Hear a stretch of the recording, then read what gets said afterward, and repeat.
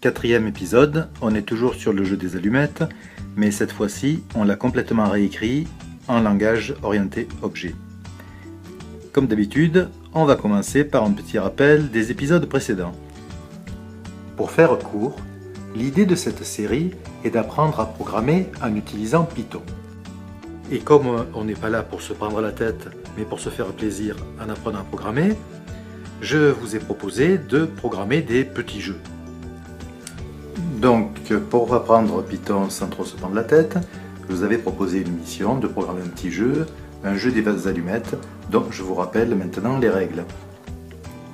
Il s'agit d'un jeu tout simple d'allumettes, où on a un certain nombre d'allumettes au départ, et chacun à tour de rôle, ordinateur et joueur, enlève un certain nombre d'allumettes jusqu'à ce qu'il n'y en ait plus qu'une, qui est pour le perdant.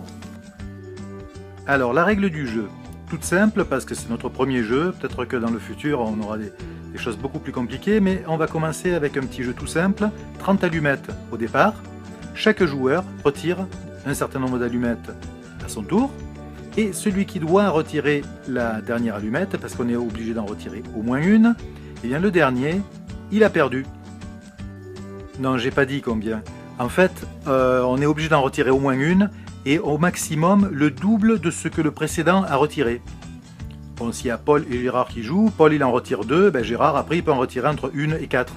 Et puis s'il en retire 4, du coup, Paul il pourra en retirer entre 1 et 8. Vous avez suivi? Bon, c'est donc tout simple, la règle du jeu. La semaine dernière, on avait finalisé le jeu. Mais il était écrit en programmation, on va appeler standard. Cette semaine, on a les mêmes fonctionnalités, mais cette fois-ci développées orientées objet. Ça vous permettra de comparer les deux approches. Rien ne change parce qu'on a toujours une boucle qui va enchaîner les différents tours de jeu. Tout change parce que cette fois-ci, dans la boucle, au lieu d'appeler des fonctions, on va simplement activer des méthodes sur une classe. Parce qu'effectivement, la programmation objet avec Python, c'est la classe. Depuis qu'on en parle, je pense que vous avez compris, les allumettes c'est vraiment l'élément central du jeu, d'ailleurs il n'y a que ça dans le jeu. Bref, la classe s'appelle allumette, et à partir de là, il y a un certain nombre de méthodes qui vont s'appliquer sur cette classe pour faire réagir le jeu. La première méthode qu'on va coder, elle est un petit peu particulière, elle s'appelle init, et c'est celle qui est appelée automatiquement quand on crée une instance à partir de la classe. Et en fait, dans cette méthode init, on aura simplement l'initialisation du nombre total d'allumettes en jeu et de la limite du nombre d'allumettes qui peut être retiré par le joueur suivant. Et puis on a d'autres méthodes qui vont donc permettre d'interagir avec le jeu pour afficher le statut, où est-ce qu'on en est, combien il reste d'allumettes, combien on peut en retirer, pour retirer des allumettes. Donc du coup le joueur comme l'ordi vont utiliser la même méthode pour retirer des allumettes dans le jeu. Une méthode qui va permettre de tester s'il y a encore de quoi jouer ou si on a mangé toutes les allumettes. Et puis une méthode pour le joueur et une méthode pour l'ordinateur. Conclusion temporaire.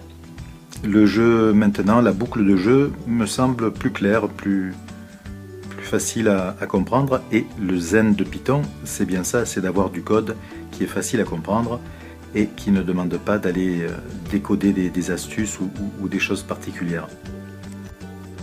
Comme d'habitude, vous trouverez le code sur GitHub, parce que comme d'habitude, j'espère bien que vous allez le commenter, le récupérer et m'apporter des modifications ou d'autres solutions. Mais ce n'est pas fini.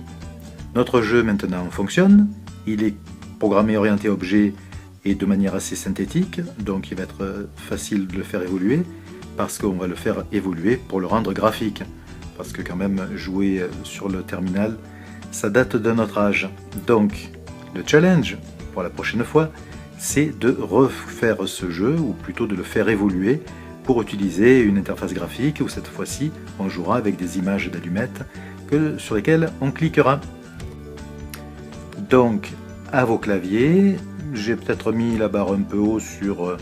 Maintenant, on le fait de façon graphique avec des images d'allumettes. Donc, je vais essayer de vous envoyer quelques indices en cours de route et on verra bientôt notre jeu sous un autre angle beaucoup plus moderne, voire plutôt beaucoup plus actuel, tout simplement. À vos claviers. Et cette fois-ci, c'est vraiment tout. La cerise sur le gâteau, c'est que peut-être que vous êtes vraiment débutant en Python et vous ne savez pas du tout par où commencer. Alors regardez là en dessous de la vidéo, je vous ai mis un lien vers mon cours sur Udemy. Et puis comme vous avez été sympa de m'écouter jusqu'au bout, et bien avec ce lien, vous avez un coupon qui vous donnera le cours à demi-tarif. Et donc n'hésitez pas à en profiter. Ça vous permettra de savoir comment vous lancer dans la programmation avec Python, comment installer votre environnement, que vous soyez sur Windows, sur Mac ou sur Linux, et puis comment utiliser un éditeur pour créer le script, le tester et faire notre petit jeu d'allumettes. Donc je vous dis à la semaine prochaine pour l'interface en ligne de commande, et puis travaillez bien d'ici là.